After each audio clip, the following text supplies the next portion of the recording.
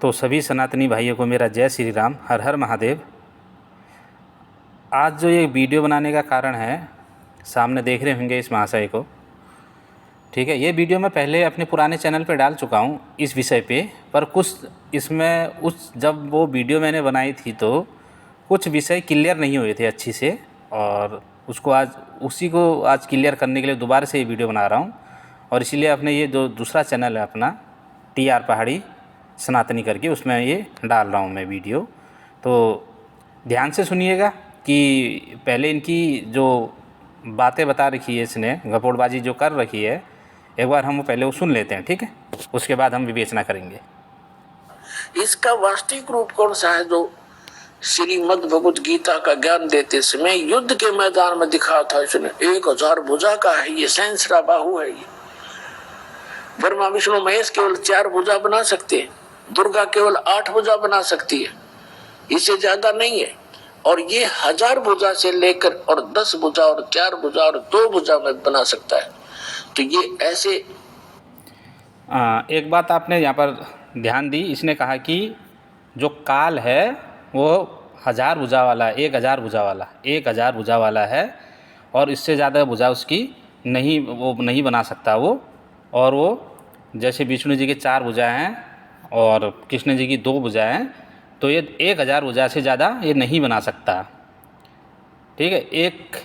एक चीज़ हो गई। चलो दूसरी चीज़ देखते हैं अब। अपना वास्तविक रूप इसका वो 1000 भुजा, वो काल रूप है, वो इसका वास्तविक रूप है। तो उस वास्तविक रूप में ये कभी किसी को दर्शन नहीं देता, इसने प्रतिज्ञा कर रखी है। तो दूसरा क्या कहा इसने कि काल जो 1000 भुजा का है, जो उसका वास्तविक स्वरूप है, वास्तविक स्वरूप, उसके दर्शन वो किसी को नहीं देता। ये अटल उसका नियम है। अटल का मतलब कि जो टल नहीं सकता, मतलब कि वो नियम है, वो कुछ भी हो जाए वो अपना दर्शन नहीं देगा किसी को भी, ठीक है। ये दूसरा हो गया। तो इसी में एक चीज़ और जोड़ी जाएगी, इसमें एक चीज़ और है कि जो संत कबीरदास जी हैं उनके असली माता पिता कौन हैं, आज वो भी हम जानेंगे अच्छी से। और पहले इसके जो दो हैं, जो गपोड़बाजी जो कर रखी है कि वो 1000 भुजा का है, और वो दूसरा किसी के सामने अपने वास्तविक स्वरूप में नहीं आता। तो कहीं क्या गीता में लिख रखा है कि वो 1000 भुजा का है, या वहाँ कुछ और लिख रखा है जिसको ये काल बोलते हैं कि काल ने गीता बोली, काल ने गीता बोली। तो एक बार वहाँ देख लेते हैं कि वो जो रूप दिखाया था उसमें कितने बाहु थे। 1000 बाहु थे या 10,000 थे या अनंत थे या कितने थे, या 10 भुजा थे, कितने थे भुजा। एक बार हम वो गीता से ही 11वें अध्याय से प्रमाण देख लेते हैं। चलिए,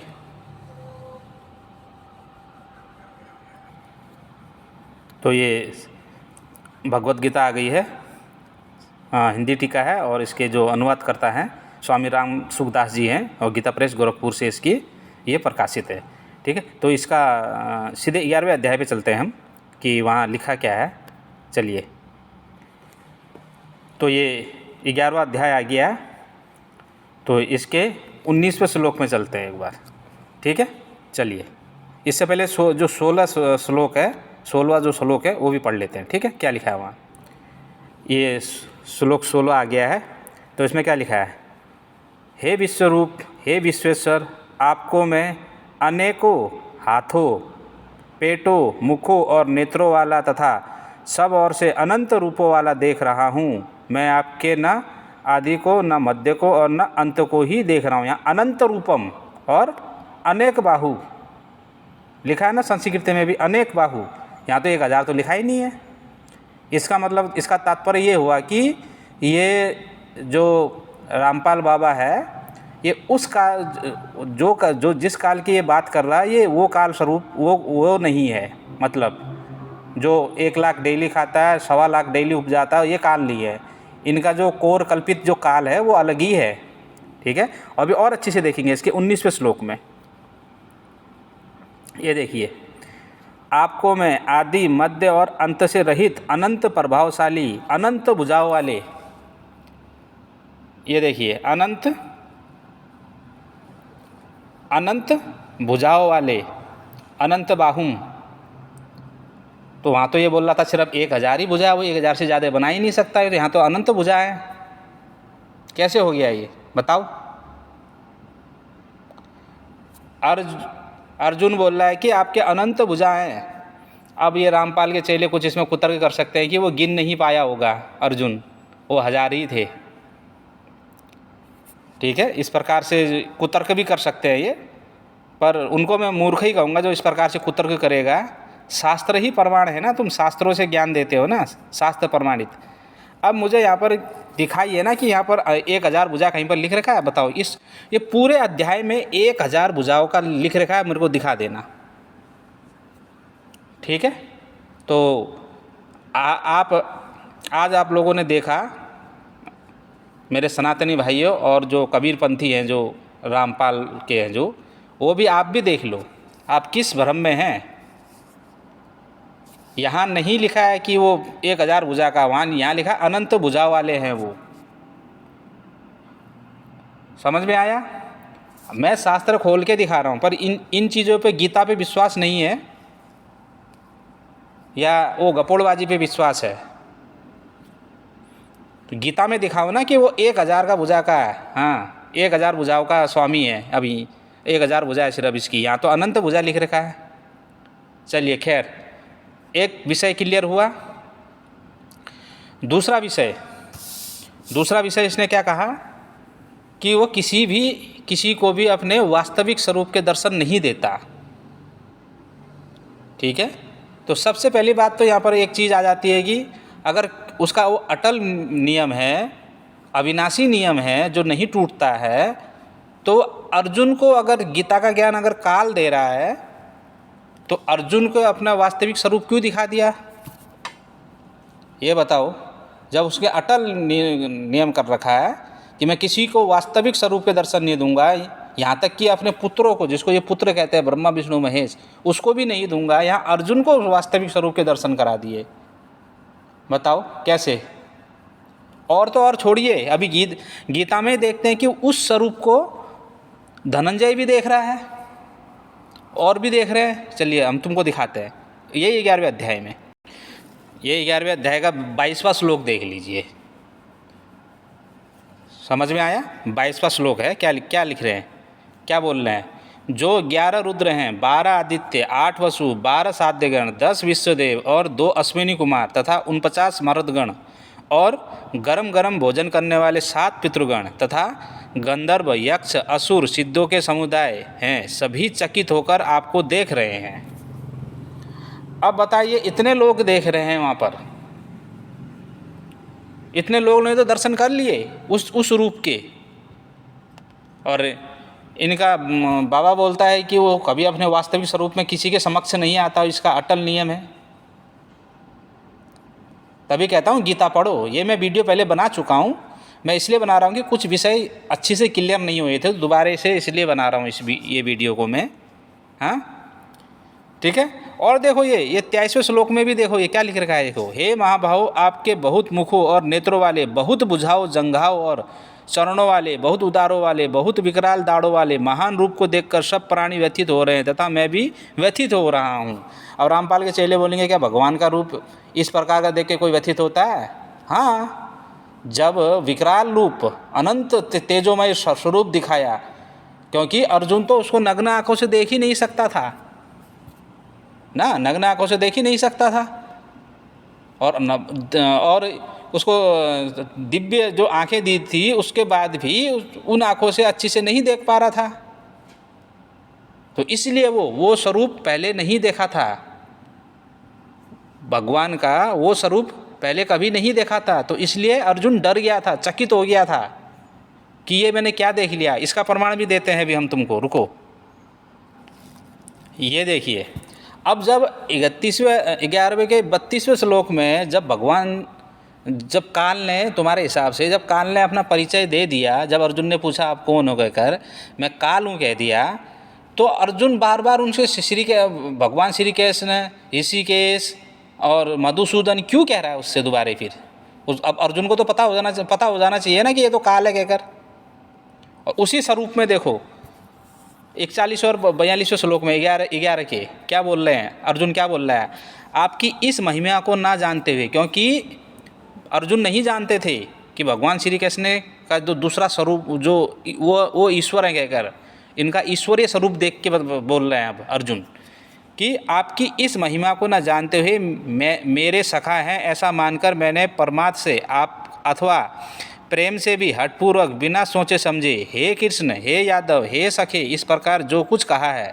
और हे अच्युत, हंसी दिल लगी में चलते फिरते, सोते जागते, उठते बैठते, खाते पीते समय, अकेले अथवा उन सखाओं कुटुंबों के आदि के सामने मेरे द्वारा आपका जो कुछ तिरस्कार अपमान किया गया है, हे अपने स्वरूप, वह सब आप में मैं क्षमा करवाता हूँ, अर्थात आपसे क्षमा मांगता हूँ।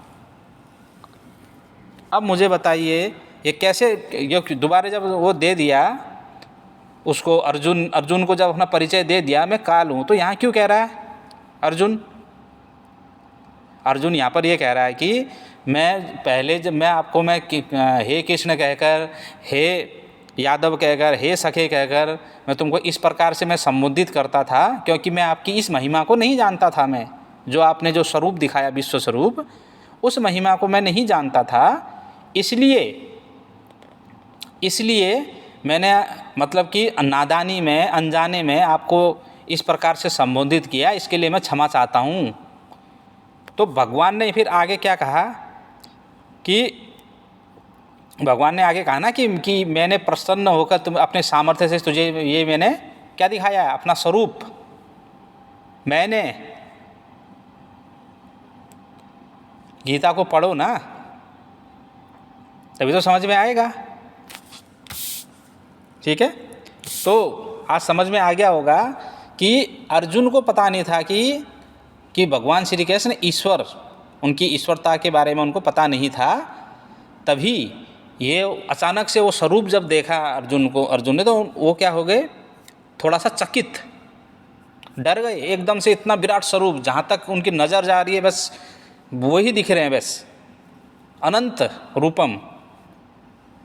अब तुम मानो कि तुम्हारा कोई मित्र है जिनको तुम मित्र समझते हो, ठीक है, उसको अपना सखा समझते हो, अचानक से एक दिन तुम्हें इतना विराट स्वरूप दिखा दिया, इतना विराट स्वरूप दिखा दिया कि तुम्हारी आंखें उसको अच्छी से देख भी नहीं पा रही है, तो आप डरोगे नहीं डरोगे, वहाँ पर चकित होगे नहीं होगे, आश्चर्य होगा नहीं होगा। मैं तो इसको क्या समझता था, ये मेरा दोस्त है, ये तो नॉर्मल सा है, साधारण सा मनुष्य है, यही सोचता था ना अर्जुन तो पहले।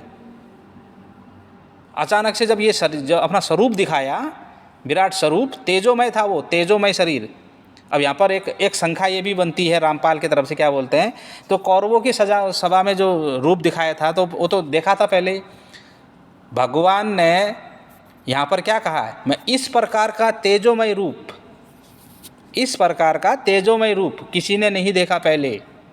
मतलब कि जो रूप अभी दिखा रहा हूँ, क्योंकि भगवान अनंत रूपम है ना, एक ही रूप थोड़ी ना उनके, अनंत रूपम है ना। और कौरवों की सभा में जो रूप दिखाया था वो कौन सा रूप था पहले देख लो वहाँ पर।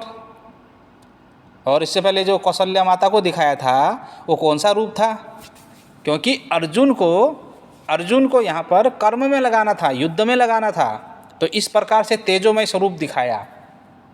अब ये बोलते हैं कि काल क्या, भगवान क्या किसी को खाता है? जब पूरे संसार में भगवान की सत्ता है, हाँ वहाँ पर खाता, जब पूरे संसार में भगवान की सत्ता है तो भगवान के अलावा ये पालन क्या बोलते हैं, सृष्टि रचना, सृष्टि पालन और संहार कौन करता है? कौन है ये? ईश्वर ही तो है ना। क्या दूसरे की सत्ता भी है क्या कोई और? सिर्फ ईश्वर की सत्ता है ना पूरे पूरे ब्रह्मांड में, अखंड ब्रह्मांड में सभी पूरी ईश्वर की सत्ता है। ईश्वर के मर्जी के बिना एक पत्ता भी नहीं हिलता है। ये तो तुम्हारे गुरु भी बोलते हैं, हम खुद दिखा भी देंगे सबूत। तुम्हारे गुरु ने बोला कि ईश्वर के मर्जी के बिना एक पत्ता भी नहीं हिलता। तो संहार तो बहुत बड़ी चीज़ है ना, एक छोटी चीज़ तक नहीं हिलती तो संहार है ना वो। तो भगवान ने ये कहा वहाँ पर कि मैं इस समय इन लोगों का नाश करने आया हूँ। मतलब कि अर्जुन को ये समझा रहे हैं कि तेरे युद्ध करने से या ना करने से ये लोग जीवित नहीं रहेंगे। एक ना एक दिन ये मारे जाएंगे सब। तो किस मतलब कि किस उसमें कन्फ्यूजन में है तू? अर्जुन को ये समझा रहे थे। अब अर्जुन ने उनके मुख में जाते हुए देखा सारे प्रतिपक्ष के लोग, और कर्ण को देखा, भीम को देखा, सबको देखा उन जाते हुए मुख में। तो बाद में अर्जुन ने युद्ध किससे किया फिर बताओ? तो अर्जुन को भविष्य दिखाया था कि ये सारे लोग मेरे द्वारा ही मारे गए हैं। पहले से कहा वहाँ पर ना, मेरे द्वारा ही मारे गए हैं 11वें अध्याय के 32वें श्लोक में। तेरे युद्ध करने से या ना करने से कोई फर्क नहीं पड़ने वाला, क्योंकि ये नाशवान है शरीर। अब मुझे रामपाल से इतना पूछना है मैंने कि तुम लोग क्या अमर हो गए क्या वहाँ जाके? क्या तुम्हारी मृत्यु नहीं होगी? होगी ना मृत्यु, मृत्यु सबकी होगी। वही अर्जुन को समझा रहे थे, वही चीज़ अर्जुन को समझा रहे थे भगवान श्री कृष्ण कि तेरे युद्ध करने से या ना करने से ये तेरे प्रतिपक्ष के लोग भी हैं या तेरे लोग भी हैं, ये मारे जाएंगे। अब बोल रहे हैं कि वो दाड़ों में कैसे फंसे थे? वो भविष्य दिखाया था। दाड़ों में फंसे रहने का अर्थ है कि उनकी उम्र पूरी हो गई है, वो बस मरने ही वाले हैं। और जो बीच में थे आधे रास्ते में, मतलब कि उनकी अभी उम्र बाकी है। और जो जा रहे थे उनके मुख में समा रहे थे, मतलब कि अभी वो उस मृत्यु की तरफ जा रहे हैं एक निश्चित समय के बाद। ये था उनका अर्थ पूरा कहने का। जो दाड़ों में जो पिस गए हैं उनकी मृत्यु हो चुकी है। ठीक है, तो वहाँ पर देखा था ना कि अर्जुन ने इस प्रकार से उनके मुख में समा रहे थे। कोई भगवान उनको जो रूप दिखा रहे थे, वहाँ पर ये लिख रखा है कि भगवान उनको पकड़ पकड़ के खा रहे थे ना। वो क्या कहा वहाँ पर देखो मैं तुम्हें बता वहाँ पर क्या कहा, अभी हम तुम्हें दिखाते हैं, रुको। ये 11वें का 29वां श्लोक पढ़ो, थोड़ा सा इससे बुद्धि खुलेगी शायद। क्या बोल रहे हैं अर्जुन, क्या बोल रहे हैं? जैसे पतंगे मोहवश अपना नाश करने के लिए बड़े वेग से दौड़ते हुए प्रज्वलित अग्नि में प्रविष्ट होते हैं, ऐसे ही सब लोग भी मोहवश अपना नाश करने के लिए बड़े वेग से दौड़ते हुए आपके मुख में प्रविष्ट हो रहे हैं। तो यहाँ पर कहने का अर्थ ये है, जैसे एक कीड़ा होता है ना, कि हम कहीं पर अगर कोई लैंप जला देते हैं, लैंप होता है जो कैरोसिन से जलती थी या उससे, या कैंडल मान के चलो, जो छोटे छोटे कीट पतंगे होते हैं वो क्या करते हैं, वो अग्नि में जाते हैं, अग्नि में खुद ही, ना कि उनको अग्नि अपने ओर खींचती है ना। वो कीट पतंगे क्या होते हैं, मोहवश उसमें चले जाते हैं वो अग्नि में, और उनकी मृत्यु हो जाती है। ऐसे ही अर्जुन देख रहा है कि सभी मोहवश आपके मुख में समा रहे हैं। इसका कहने का अर्थ ये है कि उनके चाहने या ना चाहने से उनकी मृत्यु नहीं टलेगी, वो मरेंगे ही मरेंगे। मतलब कि सब जितने भी प्राणी हैं सब मृत्यु की तरफ जा रहे हैं। सब प्राणी मृत्यु की तरफ जा रहे हैं, नाश की तरफ जा रहे हैं, ये कहने का अर्थ है।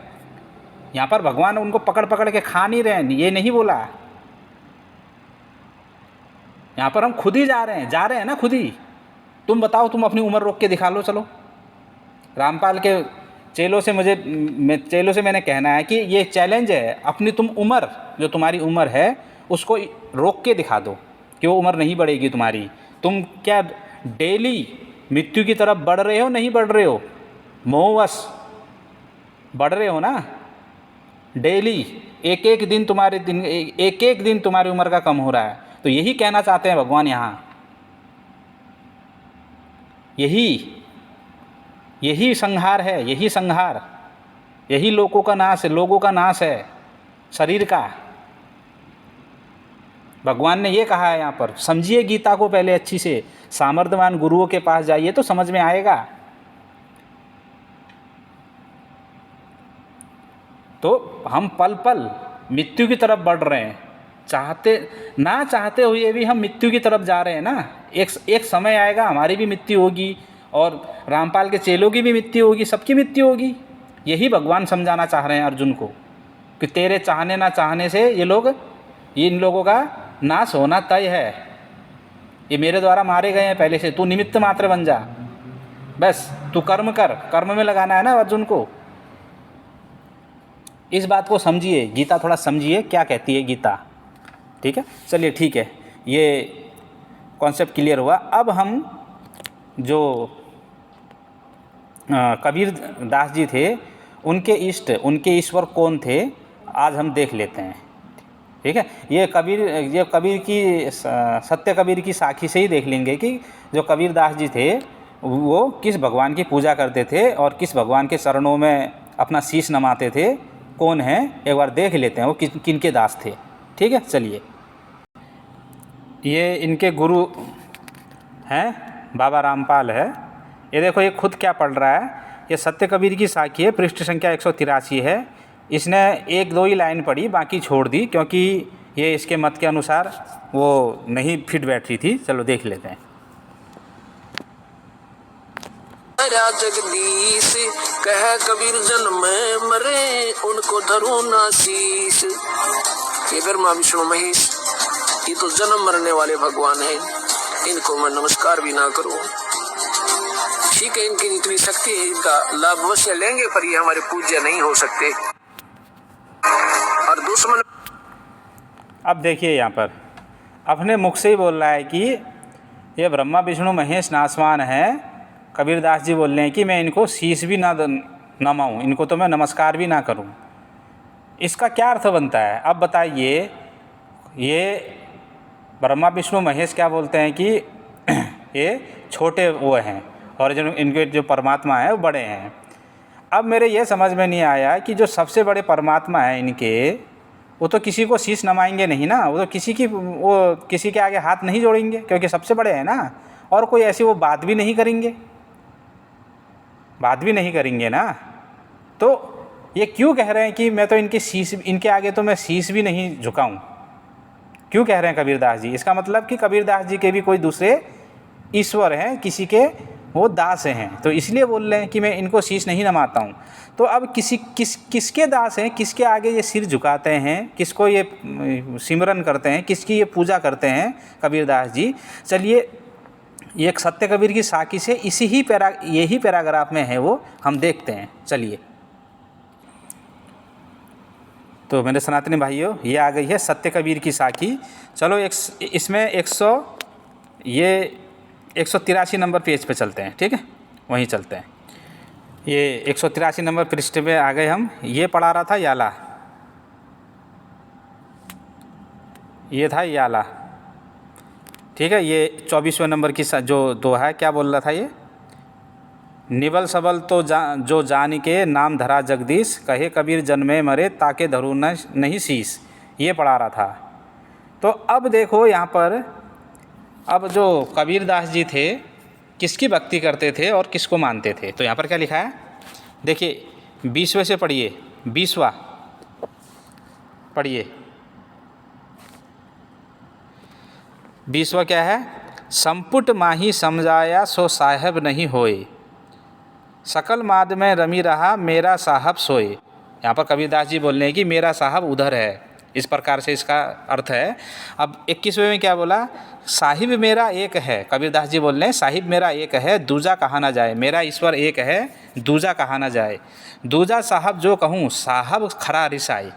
बोल रहे हैं कि अगर मैं दूसरे को अगर ईश्वर कहूँ तो जो मेरा ईश्वर है वो मेरे से नाराज़ होगा, गुस्सा होगा। 22वां क्या बोला? जाके मुँह माथा नहीं, ना ही रूप कुरूप, पुह पात से पातला, ऐसा तत्व अनूप। बोल रहे हैं कि मैं वो जाके मुँह माथा नहीं, उसके क्या मुँह भी नहीं है, माथा भी नहीं है, और ना ही कोई रंग है, ना ही कोई रूप है। इस प्रकार से बोल रहे हैं, मतलब कि निराकार की बात कर रहे हैं एक तरफ से। 23वें में क्या बोला? चार भुजा के भजन में भूली परे सब संत, कबीरा सुमरे तासु को जाके भुजा अनंत। अब यहाँ पर बोल रहे हैं कि कबीरा सुमरे तासु को जाके भुजा अनंत।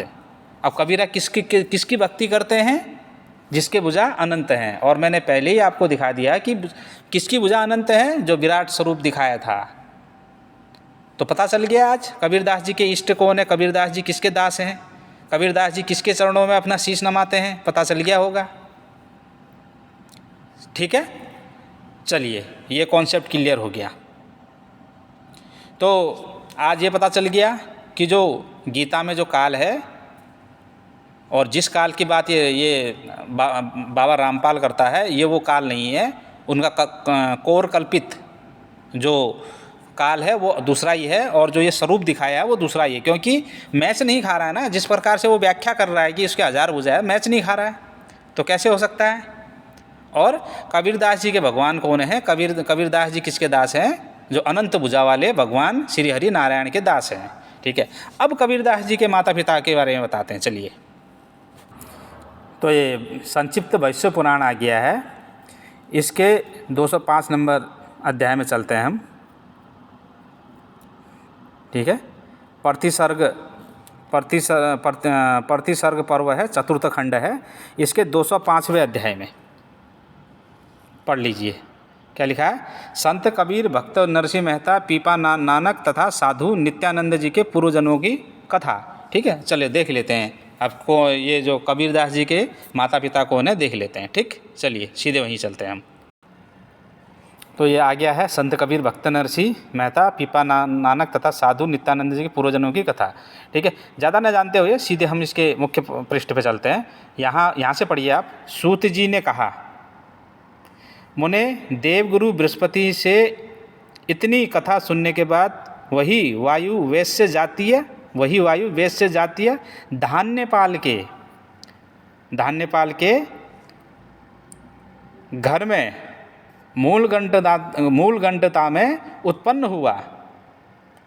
पिता और माता ने काशी के विंध्यवन वन में उसे छोड़ दिया। वहाँ पर एक निसंतान अलिक नामक वस्त्र निर्माता जुलाहा व्यक्ति आया और उस बालक को लेकर अपने घर आ गया। वह सुंदर मुख वाला बालक कबीर नाम से प्रसिद्ध हुआ। गोदुग्ध पान करने वाला उस बालक ने 7 वर्ष की अवस्था में रामानंद को गुरु माना और वह भगवान श्री राम के ध्यान में प्रायण हो गया। वह अपने हाथ से भोजन निर्माण कर भगवान विष्णु को समर्पित करता था। उसका प्रिय करने के लिए भगवान साक्षात उसकी इच्छाएं पूरी करने लगे। तो यहाँ पर देख लिया कि कबीरदास जी के पिता कौन से घर में पैदा हुए थे? धान्यपाल के घर में पैदा हुए थे कबीरदास जी। ठीक है, तो बचपन में ही उनके माता पिता ने किसी विंध्यवन में उन्हें छोड़ दिया था। वहाँ पर जो एक निसंतान जुलाहा आया उसको अपने घर ले गया और उसका नाम कबीर रखा। और 7 वर्ष की आयु में रामानंद जी को उन्होंने गुरु बनाया और वो श्री राम के ध्यान में रहते थे। तो श्री राम का ध्यान देखा होगा कि कितने बार राम का नाम आया, इनके जो पुस्तकें और हैं, इनकी जो ग्रंथ हैं, आया है ना, इसीलिए आया है। ठीक है, तो आज पता चल गया होगा कि कबीरदास जी के माता पिता कौन है। धान्यपाल के घर में इनका जन्म हुआ था। ठीक है, तो पढ़ लेना अच्छी से, समझ में आ गया होगा। आज रामपाल के जो शिष्य हैं, कभी खुद भी पढ़ा करो। दूसरे की गपोड़बाजी सुन के और एनिमेटेड वीडियो देखकर कोई लाभ नहीं है। शास्त्रों का खुद अध्ययन कीजिए। रामपाल तो ऐसा करता है, तुम्हारा जो बाबा है, जहाँ पर उसको उसके मत के अनुसार बात नहीं बैठती, वहाँ पर कह देता है कि यहाँ पर मिसप्रिंट हो रखा है, यहाँ पर गलती से लिख रखा है, यहाँ पर ऐसा नहीं लिखना था, यहाँ पर संकेत कर रखा है। मतलब सब ज्ञान संकेत और मिसप्रिंट में ही है। और जहाँ पर बिल्कुल क्लियर लिख रखा है उस चीज़ को तुम मानोगे नहीं। खैर, हमें इससे कोई वो नहीं है। हमने तो जो सत्य है उसको उजागर करना है, आप उसको मानो ना मानो। ये जो बात मैंने आज बताई है, एक बार जाके आश्रमों में पूछ लेना कि जो गीता में सहस्त्र बाहु की बात कर रहे हो कि 1000 भुजा का है, गीता में तो लिखा ही नहीं कि वो 1000 का है। वहाँ तो अनंत बाहुम लिख रखा है। और अनंत बाहुम की जो भक्ति करते हैं वो कबीरदास जी करते हैं। अब यहाँ पर रामपाल के चलिए कुतर्क कर सकते हैं कि वो लीला कर रहे हैं।